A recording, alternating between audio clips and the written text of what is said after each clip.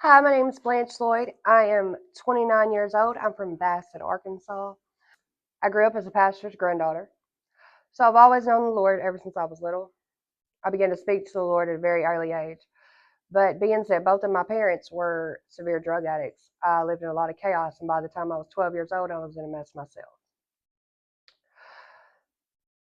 So by the time I was 14 years old, I gave birth to my first little boy, Gage. He brought me joy, he brought me peace.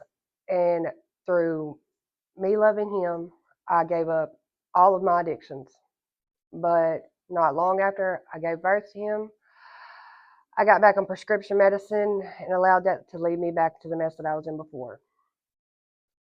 So that led me till I was 17 years old. Um,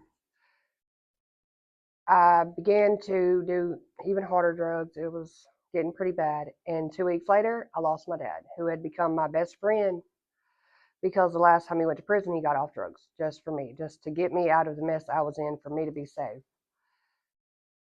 And with losing him, I began to spiral. And by the time I was 19 years old, I was as bad as I thought I could ever possibly be. And then in 2016, I lost my little boy, Gage. Knowing that he went home to be with the Lord, I felt peace, but I was still in a terrible way. And then in 2017, I gave birth to my little boy, Drew.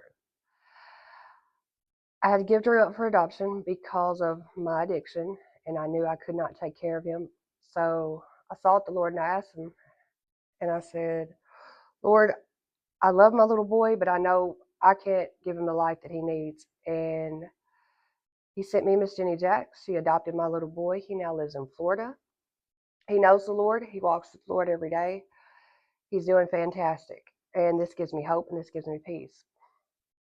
In 2018, I come to God's new life. For the first time, I was court ordered. I didn't have a relationship with the Lord anymore, but I knew who he was. But being stubborn and bullheaded, I didn't receive what the Lord was trying to offer me the first time I come through. So when my 8 to 10 months was up, I left. It was time for me to go. I done what I had to do to please the court, so I was done. It didn't last very long. 6 months later, I had a job, was doing good, and one night I let my flesh override me, and I began to do what I used to do. And I did that in a worsening progress until 2024. May 19th, I went to jail for domestic violence against my mother. And that was 10 years that I'd lost my dad. And I didn't even realize it until I got in the back of a police car. And when I got there, I was talking to people that wasn't there. I was cursing. I was doing everything you could possibly imagine a crazy person doing. And then 2 weeks into it, I woke up one morning and I sat there for about 6 hours and I realized I wasn't talking to anybody. And I began to talk to the one person I knew that was there, and I began to talk to the Lord.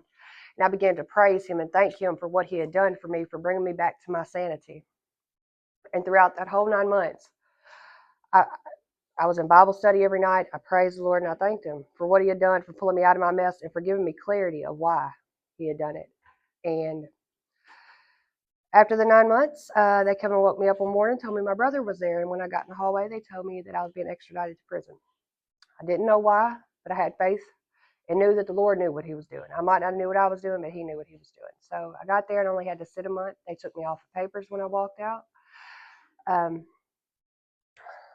And I was very thrilled. But when I got in the car, I tried to tell my brother I wanted to go home to take care of my mother who had had a stroke. And being the great support that he is, he looked at me and said, I will put you out right here, right now in the middle of Newport, Arkansas, and I will never turn back.